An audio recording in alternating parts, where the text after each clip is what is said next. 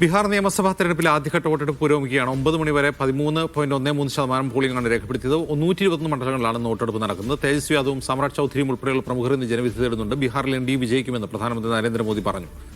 സുമോദ് വീണ്ടും ചേരുന്നു. സുമോദ്, ഈ 121 മണ്ഡലങ്ങൾ ഏത് മേഖലയിലുള്ളതാണ്?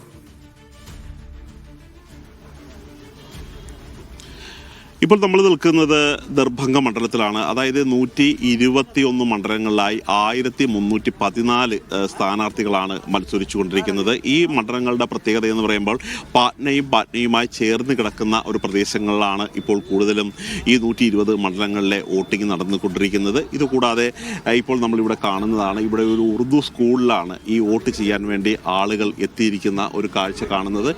രാവിലെ വോട്ടെടുപ്പ് ഒരു 7 മണിയായപ്പോൾ ഇവിടെ ഒരു പരമാവധി ഒരു 10-15 വോട്ടർമാർ മാത്രമായിരുന്നു ഉണ്ടായിരുന്നത്. പക്ഷേ ഇപ്പോൾ കുറേ കൂടി വോട്ടർമാർ ഇവിടെ എത്തിയിട്ടുണ്ട്.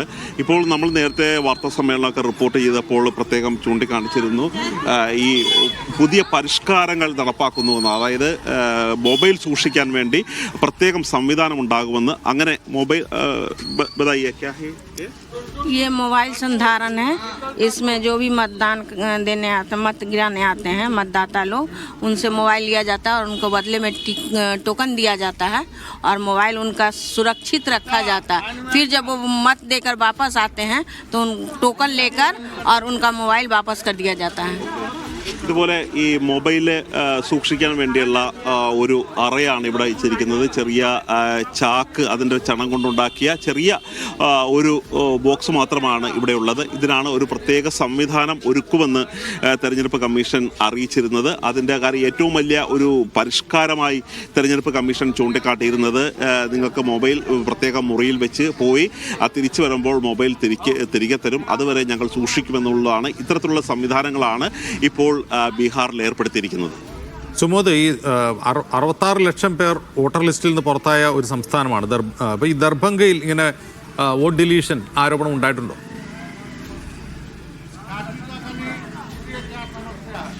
ദർഭംഗയിൽ ഒന്നിന് പിന്നാലെ മറ്റൊന്നായി ഈ ആരോപണങ്ങൾ മാത്രമല്ല, നമ്മൾ പലപ്പോഴും ബൂത്തിൽ ചെന്ന് കഴിയുമ്പോൾ ഈ ആളുകൾ തിരിച്ചു വന്നിട്ട് അവർ സ്വാഭാവികമായി കരുതുന്നത് എന്തോ ഒരു ക്ലറിക്കൽ മിസ്റ്റേക്ക് കൊണ്ട് തങ്ങളുടെ പേരില്ല എന്നതാണ്. പക്ഷേ ഒന്നിന് പിന്നാലെ മറ്റൊന്നായി ഇപ്പോൾ നമ്മൾ രാവിലെ തന്നെ ഒരു ബൂത്തിൽ ചെന്നപ്പോൾ 4 പേരെയാണ്, അതും ഈ മഹാദളിത് വിഭാഗത്തിൽപ്പെട്ടവരെയാണ്, അവർ വോട്ട് ചെയ്യാതെ മടങ്ങുന്ന ഒരു കാഴ്ചയാണ് കാണുന്നത്.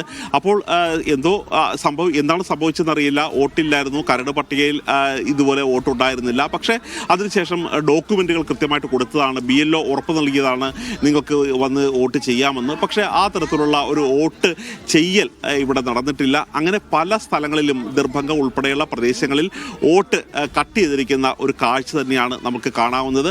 പക്ഷേ നമ്മളിപ്പോൾ പലപ്പോഴും ഒരു BJPക്ക് ലഭിക്കാവുന്ന ചില വോട്ടുകൾ ഉണ്ട്. അത് BJP പ്രവർത്തകരായിട്ടുള്ളവരുണ്ട്. അവരുടെ വോട്ടുകളൊന്നും JDU പ്രവർത്തകരുടെ ഒന്നും നഷ്ടപ്പെട്ടിട്ടില്ല. അതേസമയം RJD കൃത്യമായി അവർ ചൂണ്ടിക്കാണിച്ചത് അവരുടെ കുടുംബങ്ങൾ തെരഞ്ഞു പിടിച്ച് ഇത്തരത്തിലുള്ള ഒരു വോട്ട് റദ്ദാക്കിയിരിക്കുകയാണ് എന്നുള്ള കാര്യം തന്നെയാണ്. അതുകൊണ്ട് ഇനി ബീഹാർ തെരഞ്ഞെടുപ്പിനെ രാഹുൽ ഗാന്ധി നേരത്തെ പറഞ്ഞ പോലെ തന്നെ വലിയ തരത്തിൽ സ്വാധീനിക്കാൻ സാധ്യതയുള്ളതാണ്. കാര്യം കഴിഞ്ഞ തവണ തന്നെ 5000-ൽ താഴെ ഭൂരിപക്ഷത്തിനാണ് ജയപരാജയങ്ങൾ 32 മണ്ഡലങ്ങളിൽ നിശ്ചയിച്ചിരുന്നത്.